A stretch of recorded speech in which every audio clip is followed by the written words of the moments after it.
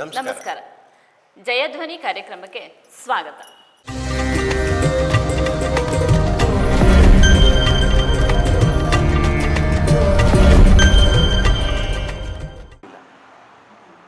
ಅರಮನೆಯಲ್ಲಿ ಶಂತನು ಒಬ್ಬರೇ ಇರ್ತಾರೆ. ಯಾಕೆ ಅಂದರೆ ಪ್ರತೀಪ ಮಹಾರಾಜರು ಮತ್ತು ಅವ್ರ ಹೆಂಡತಿ ಸುನಂದೆ ಈಗಾಗಲೇ ವಾನಪ್ರಸ್ಥಕ್ಕೆ ಹೊರಟೋಗಿರ್ತಾರೆ.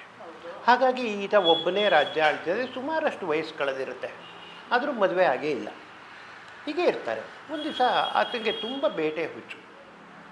ಶಂತನು ಮಹಾರಾಜನಿಗೆ ನಿತ್ಯ ಬೇಟೆ ಆಡುವ ಹುಚ್ಚು. ರಾಜ್ಯದಲ್ಲಿ ಸ್ವಲ್ಪ ಸಮಯ ಸಿಕ್ಕಿದ್ರು, ರಾಜಕಾರಣದಲ್ಲಿ ಕೊಂಚ ಸಮಯ ಸಿಕ್ಕಿದ್ರು ಬೇಟೆ ಆಡೋಕ್ಕೆ ಹೋಗ್ತಾ ಇರ್ತಾರೆ.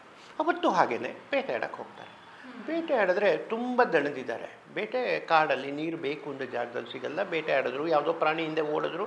ವಾಪಸ್ ಬರಬೇಕಾದ್ರೆ ಅವ್ರಿಗೆ ತುಂಬ ದಣಿವಾಗಿದೆ. ನೀರು ತೊಗೊಳಕ್ಕೋಸ್ಕರ ಗಂಗಾ ನದಿ ಹತ್ರಕ್ಕೆ ಬರ್ತಾರೆ. ಗಂಗಾ ನದಿ ದಡದಲ್ಲಿ ಒಂದು ಹೆಣ್ಣು ಮಗಳು, ಹೌದು, ಒಂದು ಬಿಳಿ ಸೀರೆ ಉಟ್ಕೊಂಡು ಒಂದು ಹೆಣ್ಣು ಮಗಳು ತುಂಬ ಸುಂದರಿ ಕೂತಿರ್ತಾಳೆ. ನೋಡಿ, ಇದು ಜನ್ಮ ಜನ್ಮಗಳ ಗಂಟು. ಮಹಾಭೀಷ ಆಗಿದ್ದಾಗಲೂ ಅವನಿಗೆ ಗಂಗೆಯನ್ನು ನೋಡಿದಾಗ ಮನಸ್ಸು ಸೋತಿತ್ತು. ಇದಕ್ಕೆ ಬ್ರಹ್ಮರು ಒಂಥರ ಶಾಪ ಕೊಟ್ರ ಮುದ್ರೆ ಒತ್ತಿದ್ರ ನನಗೆ ಗೊತ್ತಿಲ್ಲ.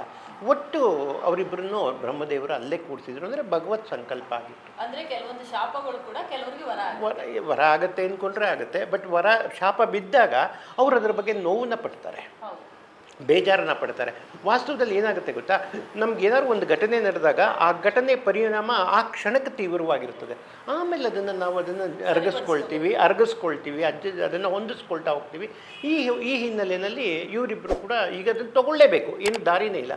ಶಂತನಿಗೆ ಅದು ಗೊತ್ತಿಲ್ಲ, ನಾನು ಯಾರು, ನಾನು ಮಹಾಭೀಷ ಆಗಿದ್ದೆ, ಅದೇನೋ ಶಂತನಿಗೆ ಗೊತ್ತಿಲ್ಲ. ಗಂಗೆಗೆ ಗೊತ್ತಿರುತ್ತೆ.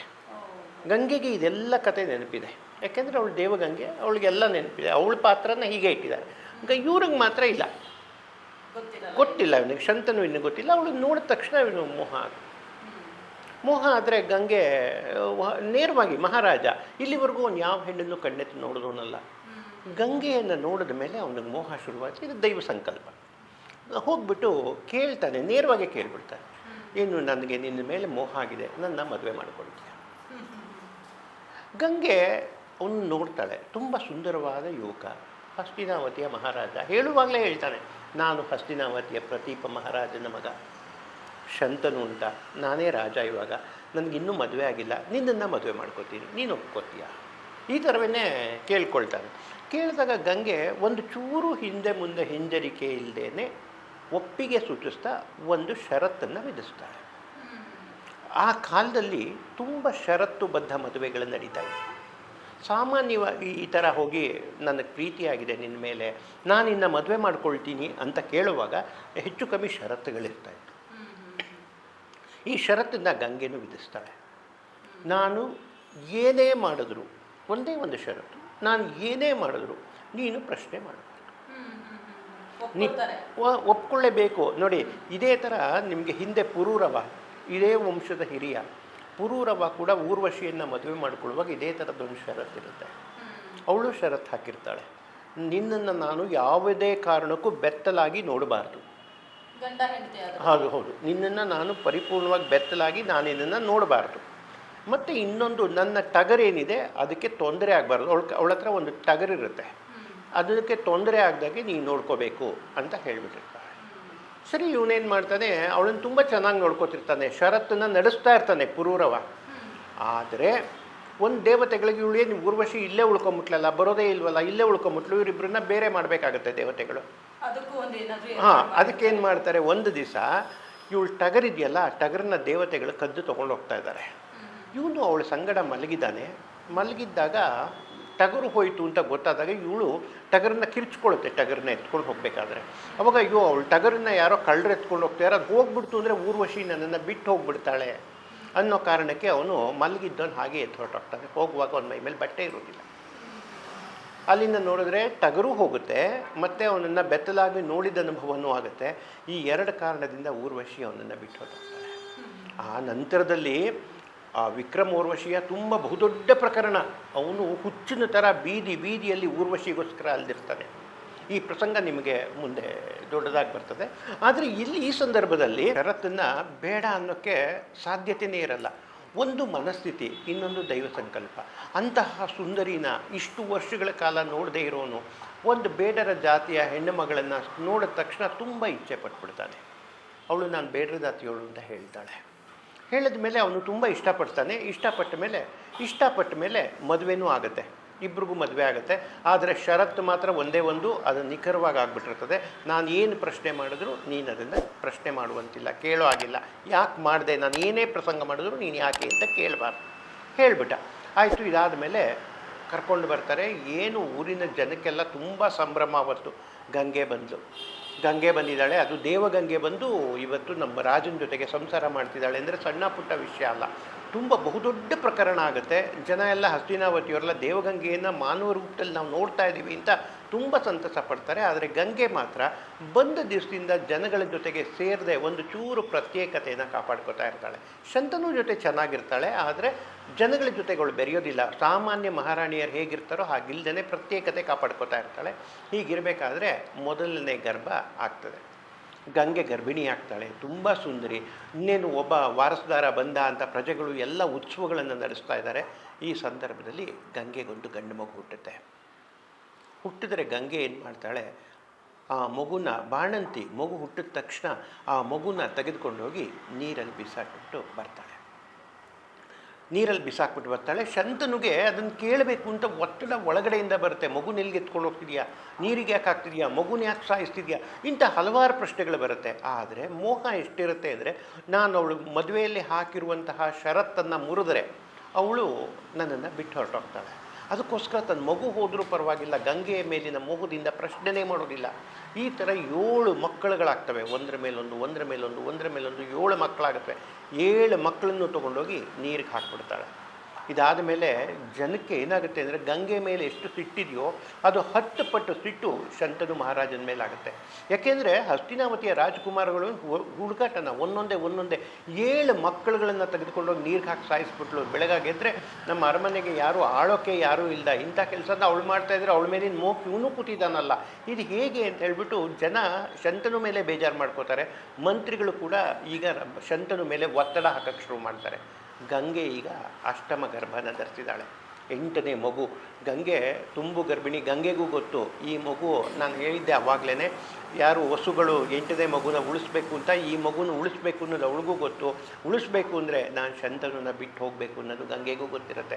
ಈ ಸಂದರ್ಭ ಹೇಗಿರುತ್ತೆ ಅಂದರೆ, ಇಬ್ಬರು ಮನಸ್ಥಿತಿಯಲ್ಲೂ ಕೊರಿತಾ ಇರುತ್ತೆ. ಒಂದು, ಪ್ರಜೆಗಳು ಇವನಿಗೆ ಒತ್ತಡ ಹಾಕಿದ್ದಾರೆ, ರಾಜಪ್ರತಿನಿಧಿಗಳು ಇವನಿಗೆ ಒತ್ತಡ ಹಾಕಿದ್ದಾರೆ ಶಂತನು ಮಹಾರಾಜನಿಗೆ, ಈ ಮಗುನ ನೀನು ಉಳಿಸ್ಲೇಬೇಕು, ಈ ಸರಿ ಮಾತ್ರ ಮಗುನ ಸಾಯಕ್ಕೆ ಬಿಡಬಾರ್ದು ಅಂತ.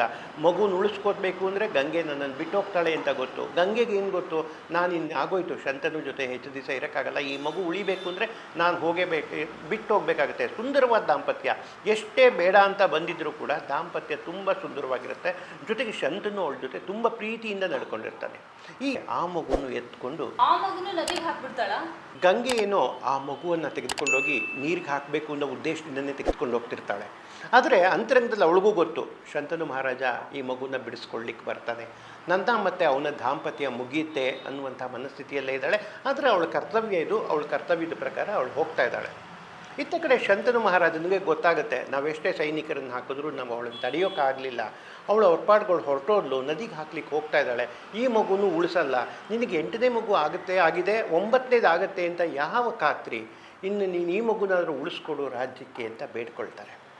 ಶಂತನು ಬಿಡಲಾರ ಕಟ್ಕೊಳ್ಳಾರ, ಹೆಂಡತಿನ ಕಳ್ಕೋಬೇಕು ಇಲ್ಲ ಮಗುನ ಕಳ್ಕೋಬೇಕು, ಈ ಒದ್ದಾಟದಲ್ಲಿ ಈ ಮಗುನ ಉಳಿಸ್ಕೊಳ್ಬೇಕು ಅಂತ ಹೇಳಿ ಶಂತನು ಮಹಾರಾಜ ಗಂಗೆ ಹಿಂದೆ ಓಡಿ ಬರ್ತಾನೆ. ನಿಂತ್ಕೋ, ಎಲ್ಲಿ ಹೋಗ್ತಾ ಇದೆಯಾ, ನನ್ನ ಮಗುನ 8ನೇ ಮಗು, ಇದನ್ನಾದರೂ ಉಳಿಸ್ಕೊಡು, ನೀನು 7 ಮಕ್ಕಳುಗಳನ್ನು ತೆಗೆದುಕೊಂಡೋಗಿ ನೀರಿಗೆ ಹಾಕಿ ಸಾಯಿಸಿದೆಯಾ, ಕಡೆ ಪಕ್ಷ ಇದೊಂದು ಮಗುನಾದರೂ ಉಳಿಸ್ಕೊಡು, ರಾಜ್ಯಕ್ಕೆ ವಾರಸುದಾರರಿಲ್ದಾಗ ಆಗ್ತಾರೆ ಅಂತ ಹೋಗಿ ಅಡ್ಡ ನಿಂತ್ಕೊಳ್ತಾನೆ.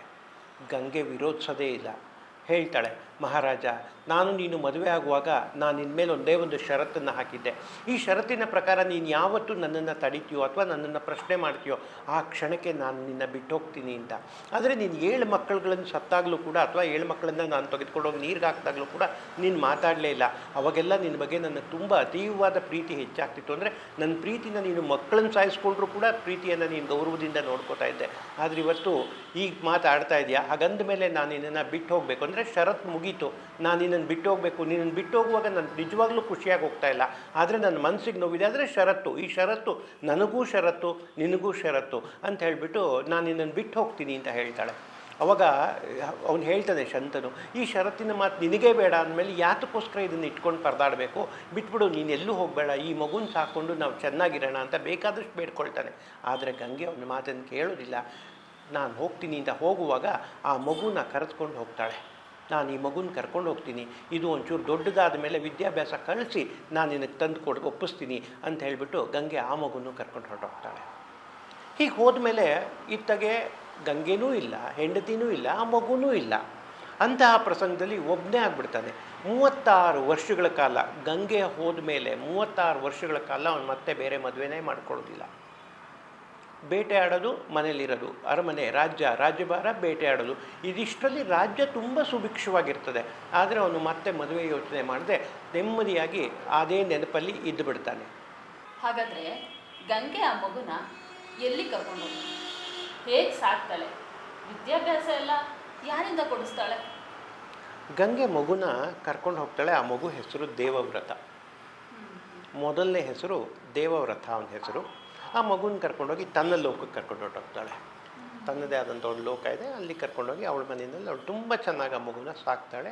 ವಿದ್ಯಾಭ್ಯಾಸಗಳು ಆಗುತ್ತೆ, ಬೇರೆ ಬೇರೆ ಶಾಸ್ತ್ರಗಳನ್ನು ಬೇರೆ ಬೇರೆಯವರ ಕಡೆಗೆ ಅಧ್ಯಯನ ಮಾಡಿಸ್ತಾಳೆ. ಅದರಲ್ಲಿ ಪರಶುರಾಮರ ಹತ್ರನೂ ಕೂಡ ನಿಖರವಾಗಿ ಒಂದು ಅಧ್ಯಯನ ಆಗ್ತದೆ. ಒಂದು ಶಸ್ತ್ರಾಭ್ಯಾಸಗಳನ್ನೆಲ್ಲ ಪರಶುರಾಮರ ಹತ್ರ ಮಾಡಿಸ್ತಾಳೆ. ಇದೆಲ್ಲ ಆದಮೇಲೆ ಅವಳು ಗಂಗೆ ತನ್ನ ಮಗುನ ಇಟ್ಕೊಂಡು ಅವಳು ಪಾಡ್ಕೊಂಡಿದ್ದು ಬಿಡ್ತಾಳೆ. ಶಂತನು ಕೂಡ ಅವಳು ಪಾಡ್ಕೊಂಡಿರ್ತಾರೆ. 36 ವರ್ಷಗಳ ಕಳೆದರೂ ಶಂತನು ಮತ್ತೆ ಮದುವೆ ಆಗೋದೇ ಇಲ್ಲ. ಗಂಗೆ ನೆನಪಲ್ಲೇ ಇರ್ತಾರೆ. ಮನೆಯಲ್ಲಿ ಯಾರು ಹೆಣ್ಣು ಕೊಡೋರು ಮುಂದೆ ಬರಲ್ಲ, ಏನೋ ಒಟ್ಟಲ್ಲಿ ಅವನು ಇದೇ ಆಗಲ್ಲ, ನಿತ್ಯ ಬೇಟೆಗೆ ಹೋಗೋದು, ಹಾಗೇ ಇದ್ದು ಬಿಡ್ತಾನೆ. ಹಾಗಾದ್ರೆ ಹಸ್ತಿನವತಿಯ ಉತ್ತರಾಧಿಕಾರಿ ಯಾರಾಗ್ತಾರೆ? ಇದನ್ನಲ್ಲ, ದೇವವ್ರತ ಒಂದಲ್ಲ ಒಂದು ದಿವಸಕ್ಕೆ ಬರ್ತಾನೆ, ಗಂಗೆ ಹತ್ರ ಇದ್ದಾನೆ, ಗಂಗೆ ಕೊಟ್ಟು ಕಳಿಸ್ತಾಳೆ. ಗಂಗೆ ಮೇಲಿನ ಭರವಸೆನಲ್ಲಿ ಹಾಗೇ ಇದ್ದು ಬಿಡ್ತಾನೆ. ಹೀಗಿರಬೇಕಾದ್ರೆ ಏನಾಗಿದೆ, ಗಂಗೆ ಒಂದು ದಿವಸ ಇವನೇನು ಮಾಡ್ತಾನೆ, ನದಿಯಲ್ಲಿ ಬೇಟೆ ಆಡಿಕೊಂಡು ಬರ್ತಾ ಇದ್ದಾನೆ. ಬೇಟೆ ಆಡಿಕೊಂಡು ಬರ್ತಾ ಇದ್ದರೆ ನದಿಗೆ ಬಾಣಗಳಿಂದ ಅಡ್ಡ ಹಾಕಿರೋದು ಗೊತ್ತಾಗುತ್ತೆ. ಅಂದರೆ 36 ವರ್ಷದ ನಂತರ ನದಿಗಳಿಗೆ ಬಾಣದಿಂದ ಅಡ್ಡ ಹಾಕಿರೋದು ಗೊತ್ತಾಗುತ್ತೆ. ಅಂದರೆ ಅಣೆಕಟ್ಟು ಕಟ್ಟಿರ್ತಾರೆ ಬಾಣಗಳಿಂದ. ಇದು ಯಾರು ಹೀಗೆ ಕಟ್ಟಿದ್ದಾರೆ ಅಂತ ಬಂದು ನೋಡಿದ್ರೆ ಒಂದು ಹುಡುಗ ಕೂತ್ಕೊಂಡು